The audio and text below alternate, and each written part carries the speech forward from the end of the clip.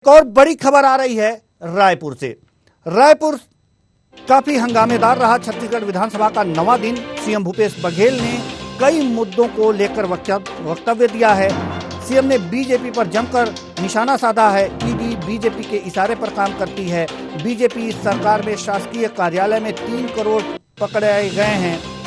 Diary मिली पर CM साहब और मैडम का पता नहीं लगा।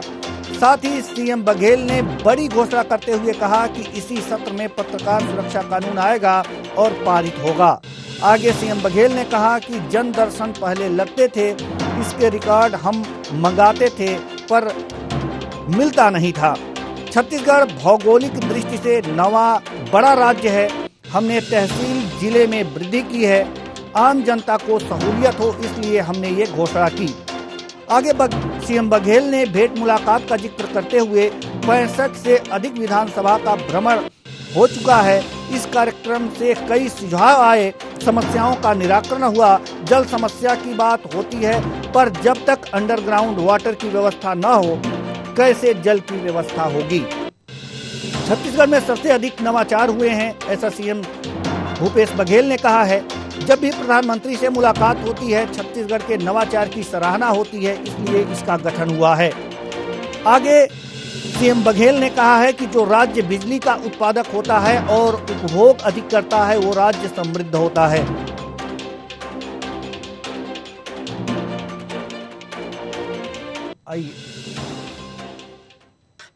एविएशन और उसके बाद इलेक्ट्रॉनिक्स, इन सब विषयों पे चर्चा हुई और अंदांग मांगों में चर्चा।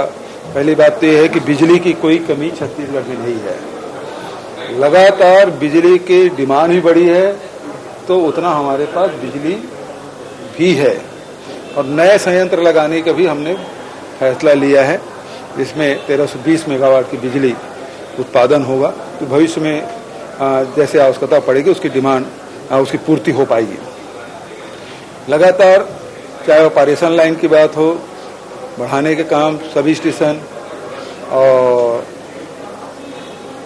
कनेक्शन देने की बात, चाहे वो घरेलू उपभोक्ताओं को हो, चाहे पंप कनेक्शन हो, चाहे व्यावसायिक उत्पादन का हो, उच्च दाब हो, निम्न दाब हो, सब में वृद्धि हुई है।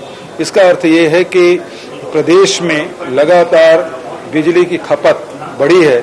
पिछली सरकार में अधिकतम 4100 मेगावाट तक की रही है, हमारी सरकार में अधिकतम 5400 मेगावाट तक के खपत हुई है। इसका मतलब ये है कि जो राज्य जितना बिजली का खपत करेगा तो वहाँ व्यापार, व्यवसाय और जीवन स्तर में परिवर्तन आएगा।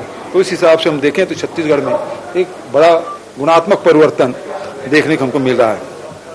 खनिज की रॉयल्टी भी लगातार उसमें वृद्धि हो रही है, लेकिन भारत सरकार कोयला के रॉयल्टी में 2014 के बाद से एक बार भी वृद्धि नहीं की है, जिसका राज्य को राजस्व में हानि हो रही है। तीसरी बात यह है कि विमानन सेवा बढ़ाने के लिए बिलासपुर में 4C लाइसेंस लेने के लिए लगातार हमारे प्रयास जारी हैं। उसी प्रकार से 3C लाइसेंस के लिए अंबिकापुर भी हम लोग प्रयासरत हैं। उसके लिए जो आवश्यक राशि है वो हम लोग जारी कर दी हैं। तो भविष्य में ये सुविधाएं बहुत निकट भविष्य में इसका लाभ बिलासपुर, अंबिकापुर वासियों को मिलेगा।